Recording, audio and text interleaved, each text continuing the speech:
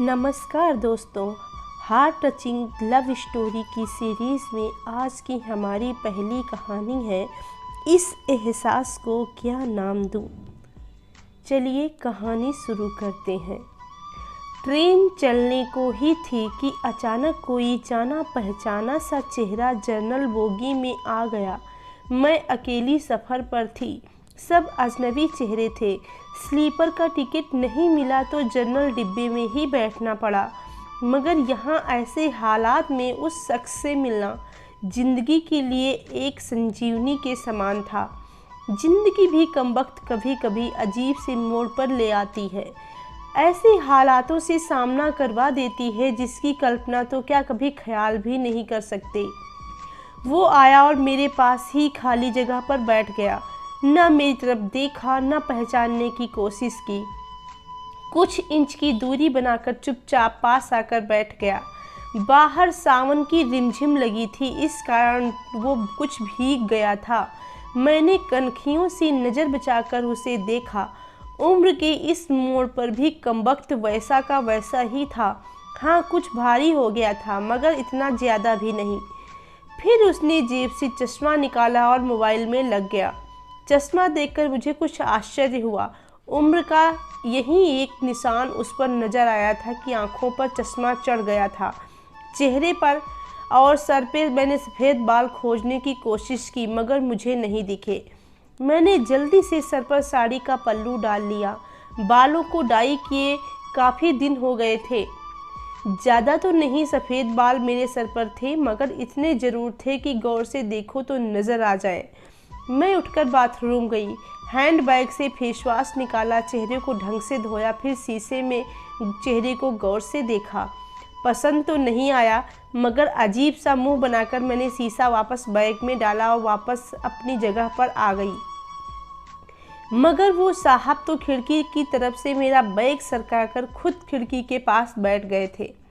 मुझे पूरी तरह देखा भी नहीं, बस बिना देखे ही कहा, सॉरी। भाग कर चढ़ा तो पसीना आ गया था, थोड़ा सूख जाए फिर अपनी जगह बैठ जाऊंगा। फिर वह अपने मोबाइल में लग गया। मेरी इच्छा जानने की कोशिश भी नहीं की। उसकी यही बात हमेशा मुझे बुरी लगती थी। फिर भी न जाने उसमें ऐसा क्या था कि आज तक मैंने उसे नहीं भुलाया। एक वो था कि 10 सालों में ही भूल गया। मैंने सोचा शायद अभी तक गौर नहीं किया, पहचान लेगा। थोड़ी मोटी हो गई हूँ, शायद इसलिए नहीं पहचाना। मैं उदास हो गई। जिस शख्स को जीवन में कभी भुला ही नहीं पाई, उसको मेरा चेहरा ही याद नहीं। माना कि ये औरतों और लड़कियों को ताड़ने की इसकी आदत नहीं, मगर पहचानने की भी नहीं है। शादीशुदा है, मैं भी शादीशुदा हूँ। जानती थी इसके साथ रहना मुश्किल है, मगर इसका मतलब ये तो नहीं कि अपने ख्यालों को, अपने सपनों को जीना छोड़ दूं। एक तमन्ना थी कि कुछ पल खुल के उसके साथ गुजारूं। माहौल दोस्ताना ही हो, मगर हो तो सही। आज वही शख्स पास बैठा था जिसे स्कूल टाइम से मैंने दिल में बसा रखा था। सोशल मीडिया पर उसके सारे अकाउंट चोरी छुपे देखा करती थी। उसकी हर कविता, हर शायरी में खुद को खोजा करती थी। वो तो आज पहचान ही नहीं रहा। माना कि हम लोगों में कभी प्यार की पींगे नहीं चली, न कभी इजहार हुआ। हाँ, वो हमेशा मेरी केयर करता था और मैं उसकी केयर करती थी। कॉलेज छूटा तो मेरी शादी हो गई और वो फौज में चला गया। फिर उसकी शादी हुई। जब भी गांव गई उसकी सारी खबर ले आती थी। बस ऐसे ही ज़िंदगी गुजर गई। आधे घंटे से ऊपर हो गया। वो आराम से खिड़की के पास बैठा मोबाइल में लगा था। देखना तो दूर, चेहरा भी ऊपर नहीं किया। मैं कभी मोबाइल में देखती, कभी उसकी तरफ। सोशल मीडिया पर उसके अकाउंट खोलकर देखी, तस्वीर मिलाई, वहीं था, पक्का वहीं, कोई शक नहीं था। वैसे भी हम महिलाएं पहचानने में कभी भी धोखा नहीं खा सकती। 20 साल बाद भी सिर्फ आंखों से पहचान लें। कुछ वक्त गुजरा, माहौल वैसा का वैसा था। मैं बस पहलू बदलती रही। फिर अचानक टीटी आ गया। सबसे टिकट पूछ रहा था। मैंने अपना टिकट दिखा दिया। उससे पूछा तो उसने कहा नहीं है। टीटी बोला फाइन लगेगा। वो बोला लगा दो। टीटी कहाँ का टिकट बनाऊँ? उसने जल्दी से जवाब नहीं दिया। मेरी तरफ देखने लगा। मैं कुछ समझी नहीं। उसने मेरे हाथ में थमी टिकट को गौर से देखा, फिर टीटी से बोला कानपुर। टीटी ने कानपुर की टिकट बनाकर दी और पैसे लेकर चला गया। वह फिर से मोबाइल में तल्लीन हो गया। आखिर मुझसे रहा नहीं गया। मैंने पूछ ही लिया, कानपुर में कहाँ रहते हो? वो मोबाइल में नजरें गड़ाए हुए ही बोला, कहीं नहीं। वो चुप हो गया तो मैं फिर बोली, किसी काम से जा रहे हो? वो बोला, हाँ। मैं चुप हो गई। वो अजनबी की तरह बात कर रहा था और अजनबी से कैसे पूछ लूँ कि किस काम से जा रहे हो। कुछ देर चुप रहने के बाद फिर मैंने पूछ ही लिया, वहाँ शायद आप नौकरी करते हो? उसने कहा, नहीं। मैंने फिर हिम्मत करके पूछा, तो किसी से मिलने जा रहे हो? वही संक्षिप्त उत्तर, नहीं। आखिरी जवाब सुनकर मेरी हिम्मत नहीं हुई कि मैं और भी कुछ पूछूं। आदमी अजीब था, बिना काम सफ़र कर रहा था। मैं मुंह फेर कर अपने मोबाइल में लग गई। कुछ देर बाद खुद ही बोला, ये भी पूछ लो क्यों जा रहा हूँ कानपुर? मेरे मुंह से जल्दी से निकला, बताओ क्यों जा रहे हो? फिर अपने ही उतावलेपन पर मुझे शर्म सी आ गई। उसने थोड़ा सा मुस्कुराते हुए कहा, एक पुरानी दोस्त मिल गई जो आज अकेले सफ़र पर जा रही थी। फौजी आदमी हूँ, सुरक्षा करना मेरा कर्तव्य है। अकेले कैसे जाने देता, इसीलिए उसे कानपुर तक छोड़ने जा रहा हूँ। इतना सुनकर मेरा दिल जोर से धड़का। नॉर्मल नहीं रह सकी मैं, मगर मन के भावों का दबाने का असफल प्रयत्न करते हुए मैंने हिम्मत करके पूछा, कहाँ है वो दोस्त? कमबख्त फिर मुस्कुराता हुआ बोला, यही मेरे पास बैठी है ना। इतना सुनकर मेरे सब कुछ समझ में आ गया कि क्यों उसने टिकट नहीं लिया, क्योंकि उसे तो पता ही नहीं था कि मैं कहाँ जा रही हूँ। सिर्फ और सिर्फ मेरे लिए वो दिल्ली से कानपुर का सफ़र कर रहा था। जानकर इतनी खुशी मिली कि आंखों में आंसू आ गए। दिल के भीतर एक गोला सा बना और फट गया। परिणाम में तो आंखें भीगनी ही थी। बोला, रो क्यों रही हो? मैं बस इतना ही कह पाई, तुम मर्द हो, नहीं समझ सकते। वो बोला, क्योंकि थोड़ा बहुत लिख लेता हूँ, इसीलिए कवि और लेखक भी हूँ, सब समझ सकता हूँ। मैंने खुद को संभालते हुए कहा, शुक्रिया मुझे पहचानने के लिए और मेरे लिए इतना टाइम निकालने के लिए। वो बोला, प्लेटफार्म पर अकेली घूम रही थी, कोई साथ नहीं दिखा तो आना पड़ा। कल ही रक्षाबंधन था, इसीलिए बहुत भीड़ है। तुमको यूँ अकेले सफ़र नहीं करना चाहिए।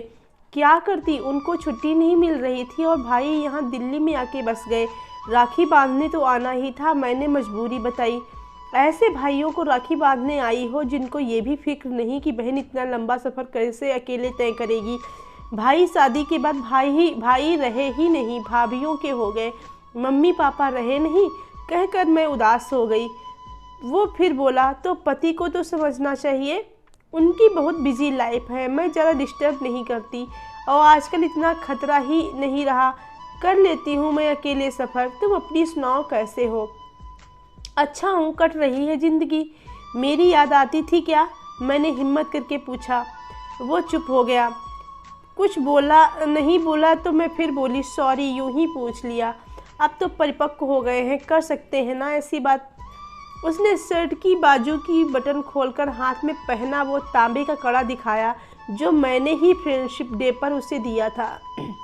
याद तो नहीं आती, पर कम वक्त ये तेरी याद दिला देता था। कड़ा देखकर दिल को बहुत सुकून मिला। मैं बोली, कभी संपर्क क्यों नहीं किया? वो बोला, डिस्टर्ब नहीं करना चाहता था, तुम्हारी अपनी ज़िंदगी है और मेरी अपनी ज़िंदगी है। मैंने डरते पूछा, तुम्हें छू लूँ? वो बोला, पाप नहीं लगेगा? मैं बोली, नहीं, छूने से नहीं लगता। और फिर मैं कानपुर तक उसका हाथ पकड़कर बैठी रही। बहुत सी बातें हुई। ज़िंदगी का एक ऐसा यादगार दिन था जिसे आखिरी सांस तक नहीं भुला पाऊंगी। वो मुझे सुरक्षित घर छोड़कर गया, रुका नहीं, बाहर से ही चला गया। जम्मू थी उसकी ड्यूटी, वो चला गया। उसके बाद मेरी उससे बात कभी नहीं हुई, क्योंकि हम दोनों ने एक दूसरे का फ़ोन नंबर लिया ही नहीं था। हालांकि हमारे बीच कभी भी नापाक कुछ भी नहीं था, एक पवित्र सा रिश्ता था, मगर रिश्ते की गरिमा को बनाए रखना ज़रूरी था। फिर ठीक 1 महीने बाद मैंने अखबार में पढ़ा कि वो देश के लिए शहीद हो गया। क्या गुजरी होगी मुझ पर वर्णन नहीं कर सकती, उसके परिवार पर क्या गुजरी होगी पता नहीं। लोक लाज के डर से मैं उसके अंतिम दर्शन भी नहीं कर सकी। आज उससे मिले 1 साल हो गया है। आज भी रक्षाबंधन का दूसरा दिन है। आज भी सफ़र कर रही हूँ, दिल्ली से कानपुर जा रही हूँ। जानबूझकर जनरल डिब्बे का टिकट लिया है मैंने। अकेली हूँ, न जाने क्यों दिल को आस पाले बैठा है कि आज फिर आएगा और पसीना सुखाने के लिए उसी खिड़की के पास बैठेगा। एक सफ़र वो था जिससे कोई हमसफ़र था, एक सफ़र आज है जिसमें उसकी यादें हम सफ़र हैं, बाकी ज़िंदगी का सफ़र जारी है। देखते हैं कौन मिलता है, कौन साथ छोड़ता है। दोस्तों, अगर आपको ये स्टोरी पसंद आई हो तो वीडियो को लाइक करें, शेयर करें और हमारे चैनल को सब्सक्राइब अवश्य करें। हम इसी तरह नई नई स्टोरीज़ आपके लिए लेके आते रहेंगे।